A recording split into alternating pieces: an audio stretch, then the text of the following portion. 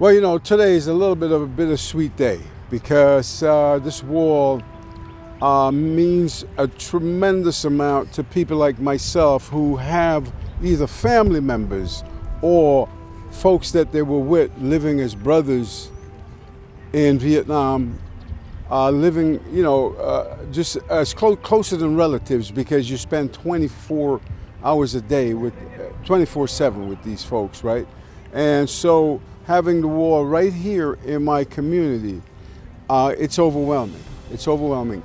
But what it really means to me is I go to DC every year just to look at and visit my brothers that are around there.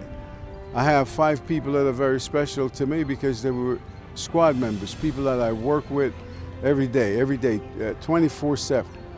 And so having it just a few miles from my house, where most of the folks, I don't even know where they're buried, except one.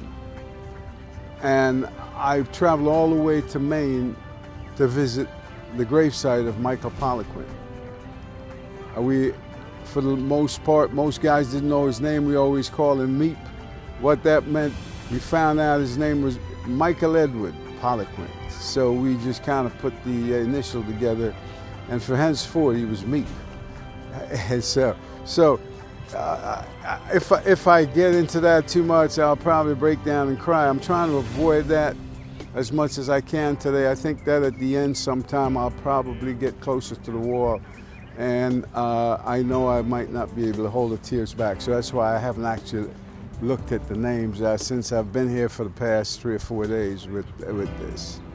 So that's what it means to me. And I say this all the time because people hear me say it. It's not just inscripted names on this wall.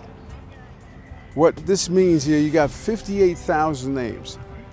There's some fathers and sons on here. And so what this means, generations and generations of people are lost there. It's a big sacrifice for our freedom and for our country.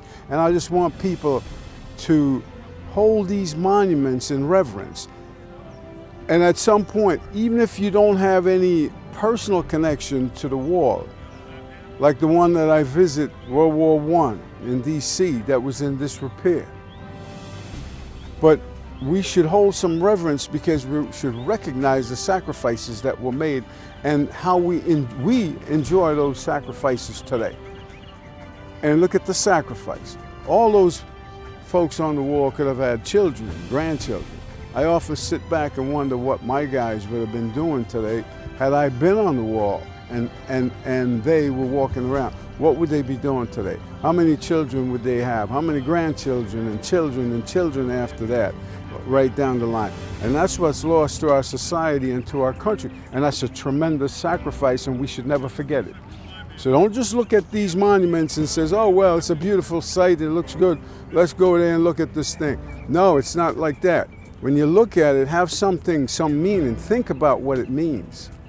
And think about what it's like to be in a situation where you're ready to sacrifice your life for other people. And that's what a warrior is. It's a guy that gets out there and I'm willing to sacrifice myself so you could survive and go on, and vice versa. And that's what you have on that wall.